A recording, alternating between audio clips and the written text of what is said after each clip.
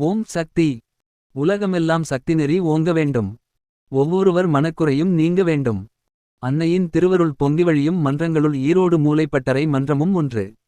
அந்த மன்றத்தில் உள்ள சக்தி சச்சிதானந்தமும் அவர் துணைவியாரும் அன்னையை இறுகப் பற்றிக் கொண்ட பக்தர்கள். அன்னையிடம் உங்களுக்கு இவ்வளவு ஈடுபாடு வருவதற்கு என்ன காரணம் என்ற கேள்வி ஒன்றை தொடுத்தோம்.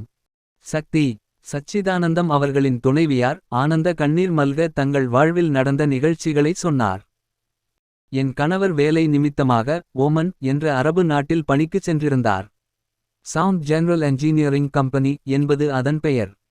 அங்கேதான் வேலை செய்து கொண்டிருந்தார். வெளிநாட்டில் இருந்தாலும் செவ்வாடை உடுத்தி நாள்தோறும் 108 1008 மந்திரம் படித்து வழிபாடு செய்யத் தவறுவது இல்லை. தினந்தோறும் அவரை அழைத்துச் செல்வதற்காக கம்பெனியிலிருந்து வீட்டிற்கு கார் வரும். வெளிநாட்டவர்கள் நேரம் தவறாமல் கடமைகளை முடிப்பவர்கள். கார் வருவதற்குள் இவர் தயாராகிவிடுவார். ஒருமுறை இவரை அழைத்துச் செல்வதற்காக வந்த அந்த கம்பெனியின் கார் வீட்டின் முன் நிற்காமல் புறப்பட்டுச் சென்று விட்டது. ஏன் இன்றைக்கு நிறுத்தி ஏற்றிக் கொள்ளாமல் போகிறான் என்று நினைத்து நினைத்து ஆத்திரம் வந்தது. கோபம் வந்தது. உரிய நேரத்தில் வேலைக்குச் செல்ல வேண்டுமே என்ற பதற்றமும் ஏற்பட்டது. குறித்த நேரத்திற்குள் சென்றாக வேண்டுமே என நினைத்து வாடகை கார் பிடித்து கம்பெனிக்கு புறப்பட்டார். வழி எல்லாம் அதே சிந்தனை. எதற்காக அவன் வண்டியை நிறுத்தாமல் போயிருக்கிறான். சட்டென்று வாடகை கார் நின்றது. வெளியே எட்டி பார்த்தபோது அவர் கண்ட காட்சி குலை நடுங்க வைத்தது. எந்த காரை நிறுத்திக் கொள்ளாமல் வந்ததோ அந்த கார் இப்போது விபத்திற்குள்ளாகி சுக்குநூறாக நொறுங்கி கிடந்தது. அந்த வண்டியில் வந்திருந்தால் நம் கதி.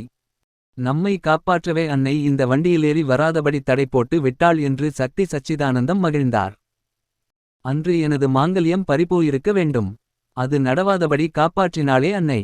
அந்த கருணைக்கு அடிமைப்பட்டு போனேன் சக்தி என்றார் அவர் துணைவியார். இன்னொரு நிகழ்ச்சியையும் அவர் கூறினார். 1990ஆம் ஆண்டு அன்னையின் அருளால் ஒரு புதிய வீடு கட்டி குருவின் ஆசி பெற்று சித்தர் பீடத்தின் முறைப்படி கிரகப் பிரவேசம் செய்தோம். அந்த விழாவின்போது நடந்ததை சொல்கிறேன் கேளுங்கள். வேள்வி வழிபாடெல்லாம் முடித்துவிட்டு எல்லோரும் உணவருந்த சென்றனர். அப்போது பழுத்த வயதுள்ள மூதாட்டி பார்ப்பவர் கண்ணை கவரும்படி அடர்த்தியான பச்சை நிறத்தில் புடவை அணிந்திருந்தார். என்னிடம் வந்தார். அம்மா, எனக்கு மிகுந்த பசி, உடனே சாப்பாடு போடுங்கள் என்று வேண்டினார். உடனே அவர்களை அழைத்துச் சென்று நானே முன்னின்று சாப்பாடு போட்டேன். அதிக பசி போலும். அளவிற்கு அதிகமாகவே சாப்பிட்டார். அவர் சாப்பிட்ட அளவு எனக்கே ஆச்சரியமாக இருந்தது. பொதுவாக எந்த பெண்ணும் அவர் அளவிற்கு சாப்பிடமாட்டார். சாப்பிட்டு முடித்து கையலம்பிக் கொண்டு என்னிடம் வந்தார். அம்மா, சாப்பாடு நன்றாக இருந்தது. நிறைய சாப்பிட்டேன். நன்றி. நான் இப்போது ஒரு ரகசியம் சொல்கிறேன். எனக்கும் உனக்கும் போன ஜென்மத்தில் தொடர்புண்டு. அந்த போன ஜென்ம ருணம் இருந்ததால்தான் நான் நிறைய சாப்பிட்டேன் என்று கூறினார். அவர் வந்ததிலிருந்து கடைசி வரை விளக்குமாறு ஒன்றையும் கையுடனே வைத்திருந்தார். அது ஏன் என்றும் எனக்கு புரியவில்லை. ஒன்று மட்டும் புரிந்தது. ஒருமுறை நான் அன்னையிடம் அருள்வாக்கு கேட்கும்போது, மகளே, நீ எப்போது வந்தாலும் என் ஆலயத்தைச் சுற்றி பெருக்கிச் சுத்தம் செய். அது உனக்கு நல்லது மகளே என்று கூறியது நினைவிற்கு வந்தது. அதனை குறிப்பாக காட்டி விளக்குவதற்காகத்தான் அன்னையே விளக்கமாற்றுடன் வந்தாளா என்று நினைக்க வேண்டியிருக்கிறது சக்தி என்றார். இன்னொரு முறை நாகமாக வந்து அன்னை காட்சி கொடுத்தாளாம். தங்கள் மன்றத்து தொண்டர் ஒருவர் திருமணத்திற்கு நம் ஆன்மீக குரு அடிகளார் அவர்களிடம் ஆசிபெற புறப்பட்டார். நீங்களும் துணைக்கு வாருங்கள் எனச் சொல்லி என் கணவரையும் அழைத்து கொண்டு போனார். என்னால் அன்று அவருடன் மருவத்தூர் போக முடியவில்லை. இருந்தாலும் என் மனம் என்னவோ மருவத்தூரைச் சுற்றிச் சுற்றியே வட்டமிட்டு கொண்டிருந்தது. இப்போது மணி 11:30. இந்நேரம் நம் குருநாதர் ஆலயத்திற்கு வந்து விட்டிருப்பார்கள். ஆலயத்தை வலம் வந்து அருட்கூடத்தில்தான் இப்போது இருப்பார்கள். நம் கணவரும் அவர் நண்பரும் வரிசையில் நின்றபடி இருப்பார்கள்.